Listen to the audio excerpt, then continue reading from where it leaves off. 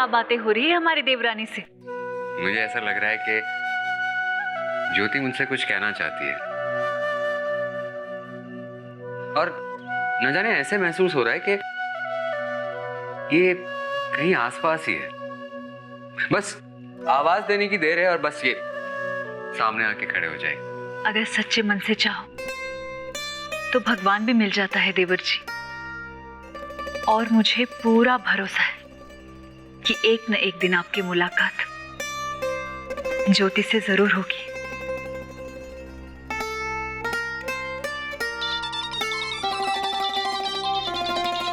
मारी जी। हाँ बोलिए वनमारी। कल तड़के सुबह निकलना है जयपुर के लिए जी, वहाँ सारा इंतजाम कर दिया है मैंने। ठीक है ठीक है। अच्छा वो रश्मि नाम की लड़की को तो बता दिया है ना आपने? हाँ वो बताया था आपने। ठीक है ठीक है, फिर मैं सुबह में आपको मिलता हूँ। Okay, good night. ये रश्मि कौन है? अरे भाभी साहब, ये लड़की ने किसी अमीर लड़के से शादी की थी, अब वो उसे छोड़कर भाग गया।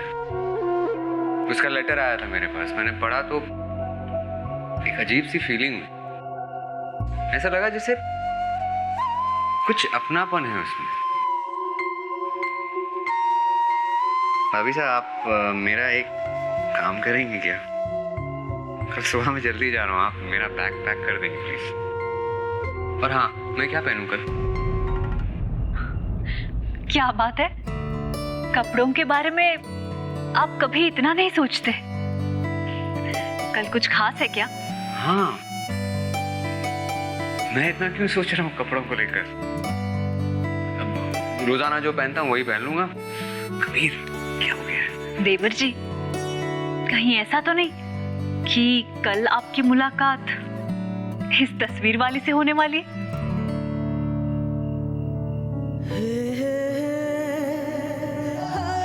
काश। कल सुबह 10 बजे बुलाया है। अरे वाह छोरी, भगवान ने तो थारी सुन ली बेटा। बस थारा घर बस जाए और हमें क्या चाहिए? नहीं दीदी, हो सकता है कल मैं आपके साथ ना आ पाऊं। क्या हुआ दीदी? तू तो जानता है, जितने लोगों से अब तक मिली सारे झूठे निकले।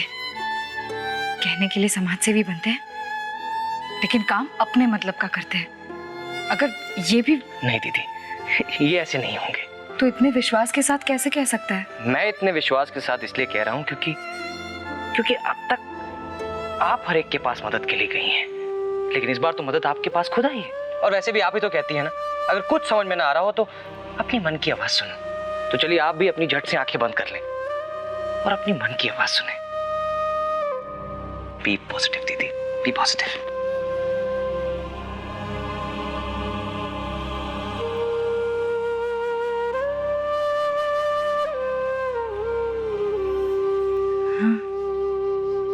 मुझे भी लगता है कि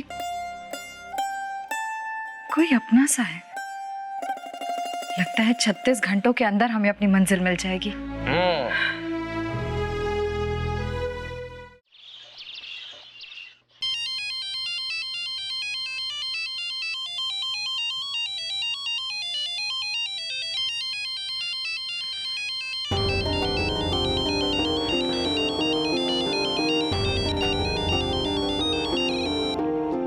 हेलो,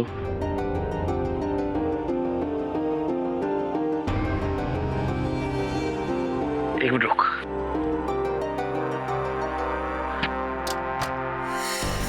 तूने मेरे पर्सनल नंबर पे फोन क्यों किया?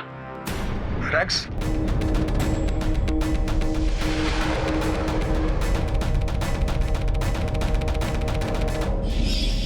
बोल नाम क्या है तेरा? मैं रैक्स नहीं हूँ साहब, मैं रैक्स नहीं हूँ। तूने मेरे बारे में कुछ बताया तो नहीं ना? अभी तक तो नहीं। हाँ, वो इंस्पेक्टर ने मुझसे कहा है कि शहर छोड़ के कहीं जाना नहीं है। एक काम कर, जितना जल्दी हो सके जयपुर छोड़कर चला जा और फिर यहाँ वापस मत आना।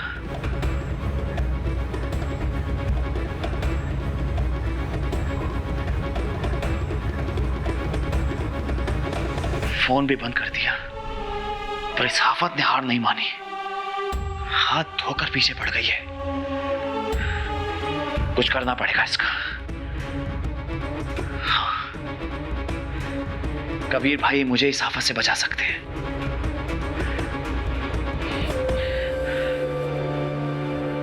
हमारी कुंडली में औरत से खतरा लिखा हुआ है। घर में आपकी वो चाची सा है, दिल्ली में वो मैडम जी। और वो ज्योति को तो आप भूल ही गए। नाम मत लीजिए उस बदशगुनी का। जब से उसका नाम सुना है हमारी लंका ही हिल गई है। और आपकी चाची सा तो लीजिए, आपका नाम लिया और आप पधार गई। तो क्या सोचा है आपने विक्रांत के बारे में? कैसे प्रमोट कर रहे हैं उसे? अब कुतुब मीनार के ऊपर खड़ा करके तो ताज नहीं पहना सकते ना उसे हम। आप थोड़ा सब्र कीजिए, सब्र कीजिए। अभी दिल्ली से फोन आने वाला है, वहां सब ठीक होगा तो हमारे इस दिमाग को सुकून मिलेगा और हम विक्रांत के बारे में कुछ सोचेंगे। जरा जल्दी सोचिए वरना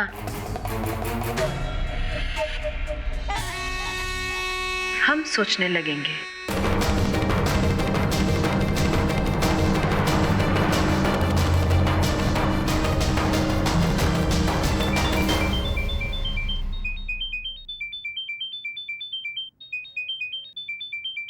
दिल्ली का नंबर है, हाई कमांड। मैडम जी, आप डर क्यों ना बापू साहब? अरे इस बार मैडम जी ने आपसे कुछ कहा ना तो। डर कौन रहा है? कौन डर रहा है? फोन लाइए, फोन लाइए।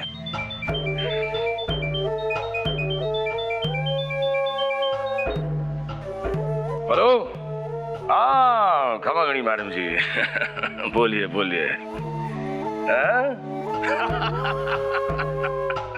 जी जी, अरे अगर दिल्ली में ज्यादा बारिश हो रही हो तो हम राजस्थान से थोड़ी रेती भेज दें।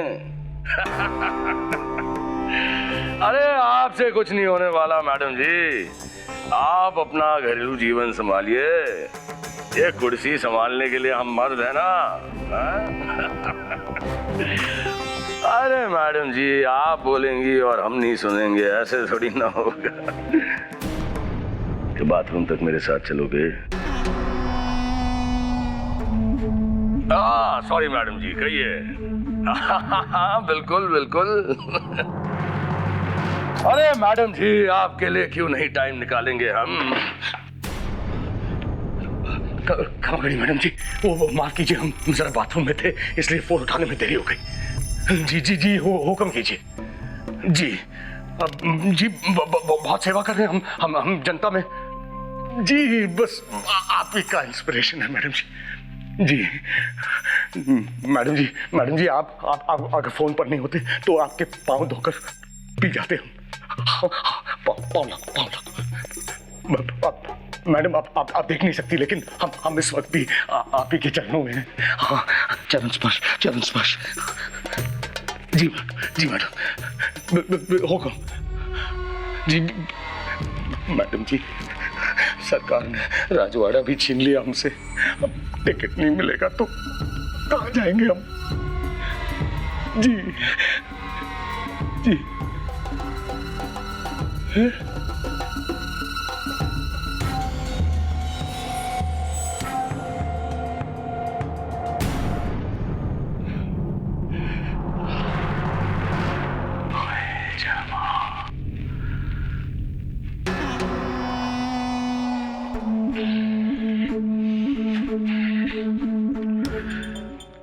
हाँ ठीक है मैडम जी, हाँ सुन रहे हैं आपकी बात।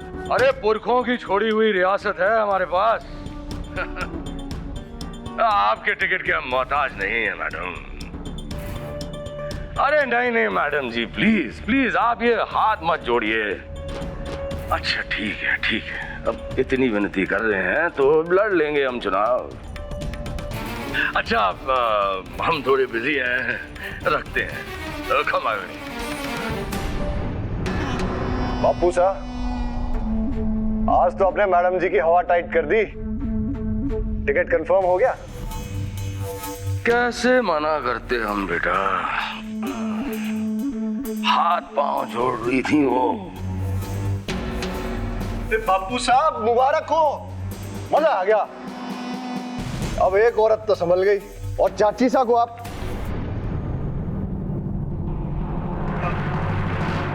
मेरा मतलब मैं ज्योति को ठिकाने लगाने का इंतजाम करता हूं, फिर चाची सा की बहन की बेटी से कबीर की शादी हो जाएगी। ज्योति को ठिकाने लगाने के लिए पहले उसे ढूंढना पड़ेगा,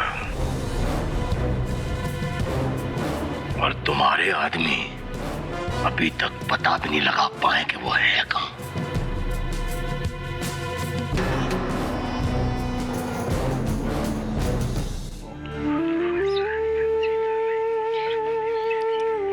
जल्दी कीजिए ना दादी, दीपू को भी नाथ द्वारा के लिए बस पकड़नी है, हम साथ ही जाएंगे।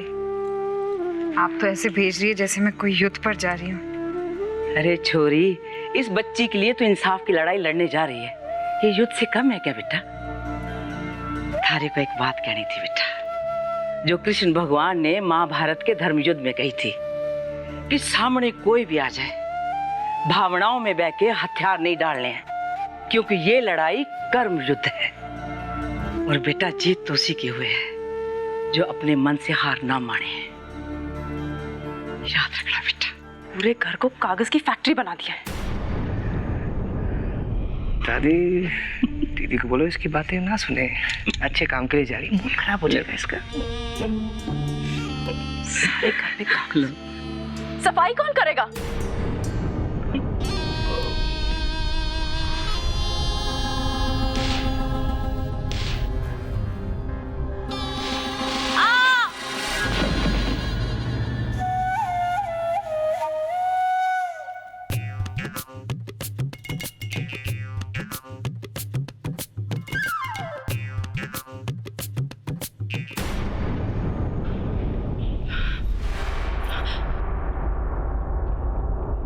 सच कहूं पूनम, हालात चाहे कुछ भी रहे हो, लेकिन मेरे मन में तुम्हारे लिए कोई कड़वाहट नहीं है।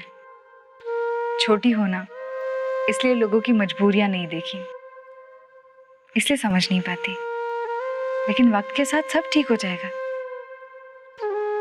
अब चलो, सबके साथ तुम भी रश्मि को विश करो। चलो आ जाओ, आ जाओ।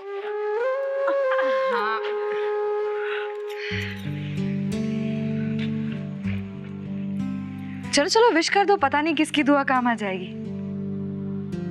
अरे बहू रानी, दुआएं दे दे। जब इसका पति मिल जाएगा ना तो ये घर छोड़ के चली जाएगी। अरे इसी लालच में दे दे दुआ। Best of luck. ज्योति, हमारा मन कह रहा है आज कि बेटा आज थारी सारी मुरादें पूरी होंगी। गाड़ी तैयार है? जी। हम सॉरी, मुझे थोड़ा वक्त लगे, हम टाइम पे पहुंच जाएंगे ना? जी बिल्कुल। इससे पहले कि वो आफत हवेली तक पहुंचे, मुझे भैया को कॉन्फिडेंस में लेना होगा। पहले ही कह देता हूं कि कोई लड़की मुझे पैसों के लिए ब्लैकमेल कर रही है। भैया, आज ही हम सभी से मिलना है तो दादी भी रह लेना है। भैया। हाँ भैया भैया, आप कोई जा रहे हैं भाई? जयपुर चलेगा? नहीं भाई, नहीं भाई, भाई आपसे बहुत जरूरी बात करनी थी। जल्दी बता सकेगा? भाई वो बहुत पर्सनल है, तो अकेले में आओ ना भाई। आओ ना। देख सुन मेरी बात सुन। मैं लौट कर तुझसे बात करता हूँ, ठीक है? देख, बहुत सारे लोग आते हैं, दूर दूर से आते हैं, और मैं नहीं चाहता कि मेरी वजह से किसी को इंतजार करना पड़े। ओके, बाद में। भाई भाई भाई भाई भाई भाई भाई, आप इतने लोगों से मिलते हो, बहुत मुश्किल नहीं हो जाती? फिर आप क्या करते हो भाई? कोशिश यही रहती है कि लोगों को इंसाफ मिले, उनके हक में फैसला हो।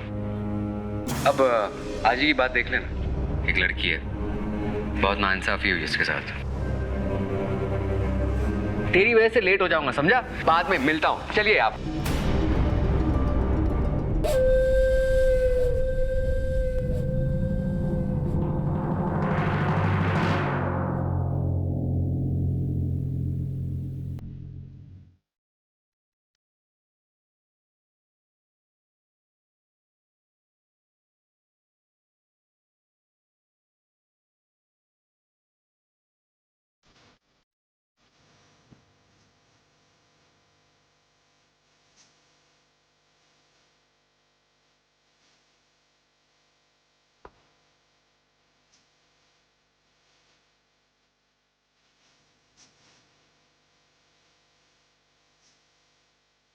तुम्हारी मदद करूंगी।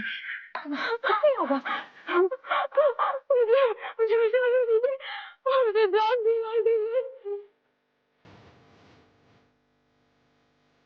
तुम्हें उसे और उसके बच्चे को अपनाना ही होगा। याद रहे, सिर्फ 36 घंटों का फासला है हमारे बीच। दुनिया के सामने समाज फेरी बनती है, औरतों को जुल्म से बचाती है। अरे आपसे ज्यादा जुल्म और कौन करेगा? मैं तो आप जैसे लोगों को अपना नाम भी ना बताऊं, अपनी मंजिल खुद ढूंढ लूंगी। बड़ी उम्मीद लेकर आई हूँ आपके पास। आप क्या चाहती हैं बहन जी कि सरकार देश के विकास कार्य को छोड़कर एक ऐसे लड़के को ढूंढे जो इस रश्मि नाम की लड़की को छोड़कर भाग गया? सामने कोई भी आ जाए, भावनाओं में बह के हथियार नहीं डाल रहे हैं, क्योंकि ये लड़ाई कर्म युद्ध है। और बेटा, जीत तो उसी के हुए है जो अपने मन से हार ना माने।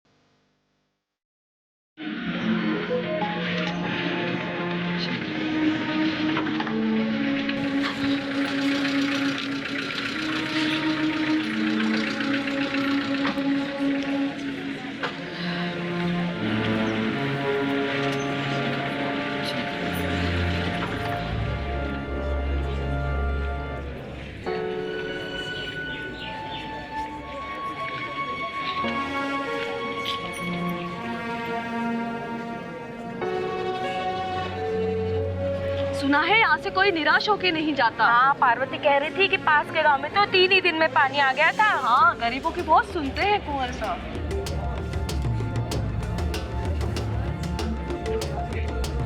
बहुत मशहूर है कुंवर साहब। मैं तो कहता हूँ कलयुग में भगवान ने जन्म लिया है।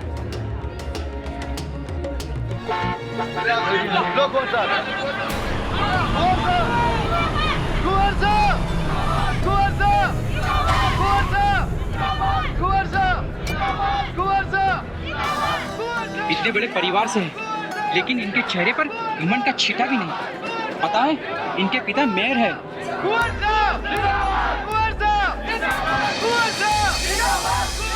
जोधपुर के राजघराने से होने के बावजूद भी यहाँ जयपुर में हमारा दुखड़ा सुनना है।